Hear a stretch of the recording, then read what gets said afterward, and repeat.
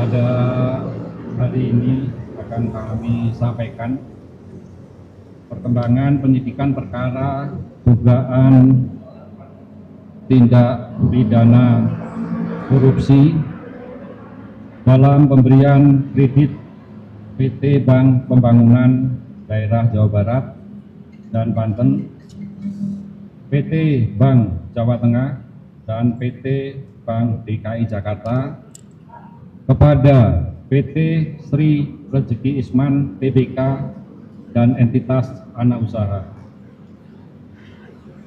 bahwa berdasarkan dengan alat bukti yang sudah kami peroleh, antara lain yaitu keterangan saksi, tadi sudah disampaikan Pak Kapus Penkum, kurang lebih sebanyak 175 saksi dan ahli, serta surat yaitu dokumen terkait dengan proses kredit ini tentunya yang telah dilakukan penyitaan oleh tim penyidik.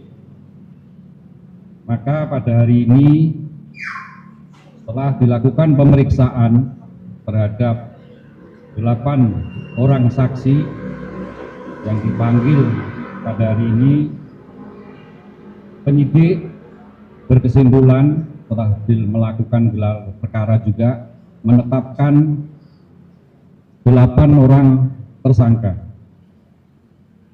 Ke-8 tersangka tersebut, yang pertama AMS selaku Direktur Keuangan PT Sritek periode 2006-2023. Yang kedua BFW selaku Direktur Kredit UMKM merangkap Direktur Keuangan pada PT Bank DKI Jakarta tahun 2019 sampai dengan tahun 2022.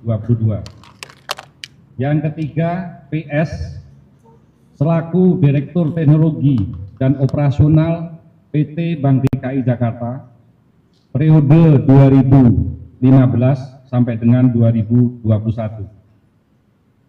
Yang keempat YR selaku Direktur Utama PT Bank Pembangunan Daerah Jawa Barat dan Banten periode tahun 2019 sampai dengan Maret 2025. Yang kelima BR selaku Senior Eksekutif Vice President Bisnis PT Bank Pembangunan Daerah Jawa Barat dan Banten periode 2019 sampai dengan 2023. Yang keenam SP selaku Direktur Utama PT Bank Pembangunan Daerah Jawa Tengah periode 2014 sampai dengan 2023. Yang ketujuh PJ selaku Direktur Bisnis Korporasi dan Komersial PT Bank Pembangunan Daerah Jawa Tengah periode 2017 sampai dengan 2020. Dan yang terakhir ke-8 SD selaku Kepala Divisi Bisnis, Korporasi dan Komersial PT Bank Pembangunan Daerah Jawa Tengah periode 2018 sampai dengan 2020. Kami perlu sampaikan juga peran para tersangka, yaitu untuk AMS sebagai penanggung jawab keuangan perusahaan termasuk dalam memproses kredit di pihak perbankan.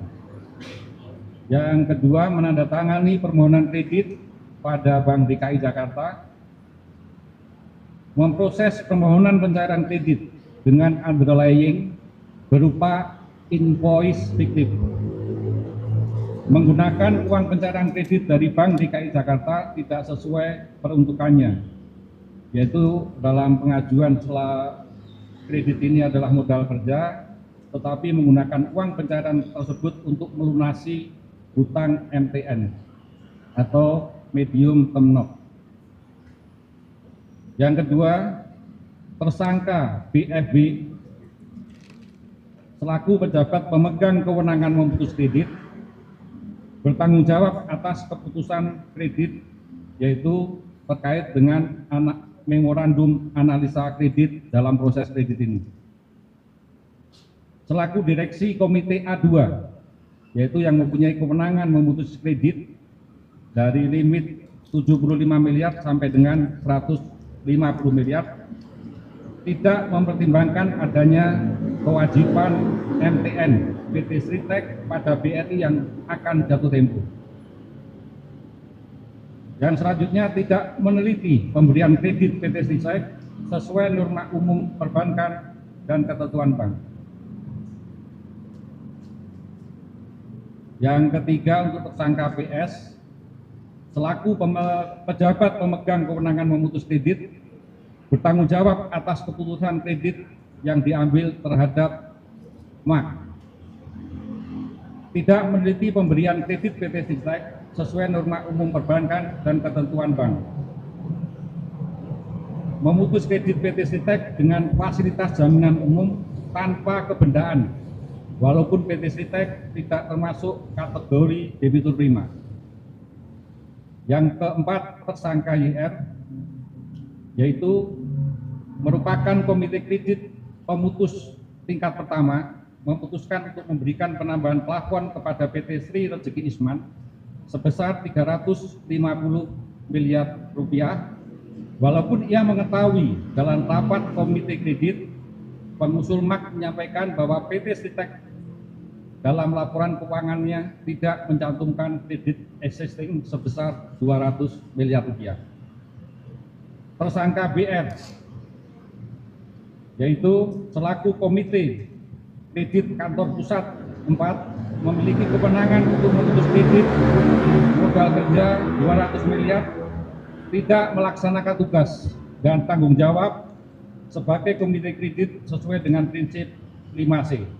Dari pertanyaan tadi yang pertama, tentunya kalau ada kerjasama, kita bisa lihat di sangkaan pasalnya ada pasal 55 ayat 1 ke 1 KUHP.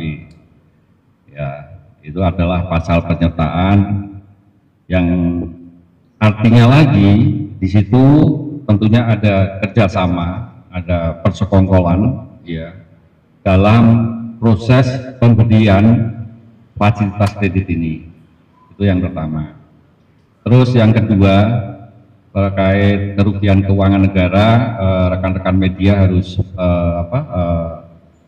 mengerti juga bahwa penyidikan atas dugaan tindak pidana korupsi di PT Sritek ini terbagi menjadi 2 klaster. Yang pertama tentunya ini yang terkait dengan 3 bank BPD, Bank Pembangunan Daerah Jawa Tengah, BJB, dan Bank DKI. Satu lagi klaster yang kami masih lakukan penyidikan juga, yaitu terhadap pemberian kredit di 2 bank, yaitu BNI, BRI, dan LPII. Ya, kreditnya ini kredit sindikasi, seperti itu. Terima kasih. Rangkaian proses penyidikan ini tentunya ada indikasi, ya, kickback kepada pejabat bank. Demikian. Jadi saya sebutkan 1 triliun tadi itu terbagi menjadi 3 bank.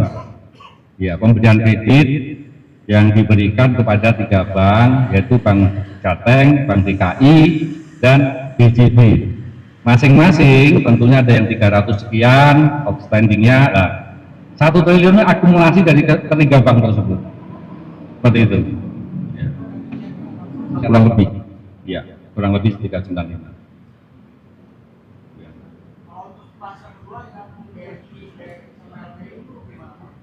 Saat ini masih dalam proses penyidikan tentunya, ya, dan nantinya pengembangannya juga akan kami sampaikan.